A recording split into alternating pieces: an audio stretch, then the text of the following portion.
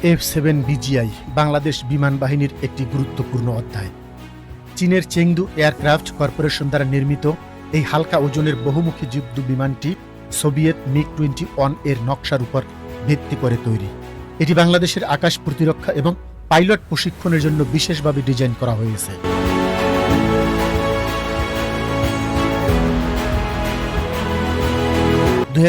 সালে Bangladesh 16টি F-7 BGI ক্রয়ের চুক্তি স্বাক্ষর করে, যার মূল্য ছিল প্রায় $110 মিলিয়ন। 2013 এবং 2022 সালে মোট 36টি বিমান সরবরাহ করা হয়। এই বিমানে রয়েছে উন্নত KLJ-6F ফায়ার কন্ট্রোল রাডার, 3টি মাল্টিফাংশন ডিসপ্লে এবং hands on throttle and stick system, যা পাইলটের নিয়ন্ত্রণ ও স্থিতিশীলতা বাড়ায়। মাক 2.2 গতি এবং ডাবল ডেল্টা উইং ডিজাইনের কারণে এটি উচ্চ কৌশলগত সক্ষমতা প্রদর্শন করে। F-7 BGI PL-9 মিসাইল এবং 704 অ্যান্টিশিপ মিসাইল বহন করতে পারে, যা এটিকে আকাশ ও সমুদ্রে শক্তিশালী করে তোলে।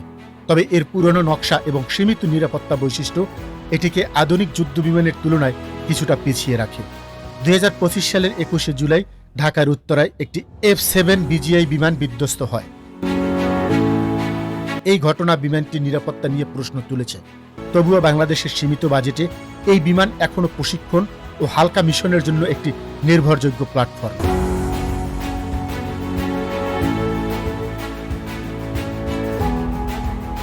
F-7 BGI বাংলাদেশ বিমান বাহিনীর আধুনিকরণের একটি সেতু। ভবিষ্যতে আরও উন্নত বিমানের পথ তৈরি করেছে এই যুদ্ধ বিমান, যা বাংলাদেশের আকাশকে সুরক্ষিত রাখতে অবদান রাখছে।